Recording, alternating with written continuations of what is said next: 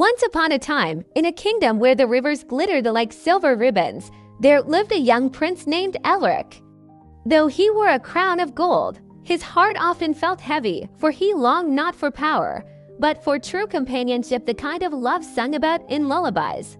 Far beyond the palace walls, in a quiet village, there lived a maiden named Elara. She was no princess, yet her spirit shone brighter than the stars. She cared for wild horses, painting their bridles with colors of dawn, and dreamed of seeing the world beyond the valley.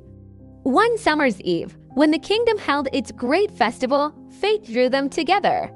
Disguised in a simple cloak, the prince wandered into the crowd. There he saw her, laughing as she guided a young colt through the square. For the first time, his heart skipped not from duty, but from wonder. Their eyes met, a spark, soft as moonlight, leapt between them. In the hours that followed, they spoke of dreams, of freedom, of peace, of a kingdom where love was stronger than fear. But not all hearts rejoiced. The king had promised his son to a neighboring princess to seal a fragile alliance. Worse still, a jealous nobleman, eager for Elara's downfall, whispered lies that turned the court against her.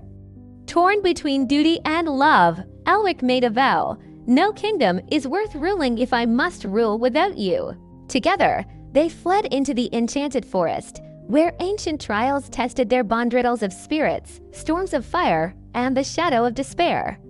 At the final trial, when all seemed lost, Elara placed her hand in his and whispered, "Love is our courage." Her words shattered the curse that bound the forest, revealing a hidden truth. She was the daughter of the lost house of Lunaris, a noble line thought vanished.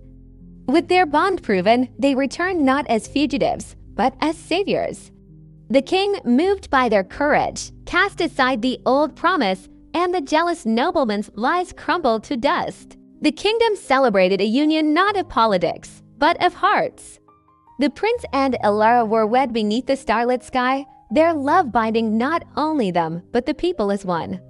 And so, the kingdom flourished in peace, its rivers glittering brighter than ever, a reflection of a love that conquered fear and lived forever. For in the end, it was not the crown that defined the prince, nor the lineage that defined the maiden, but the courage to love, even when the world stood against them.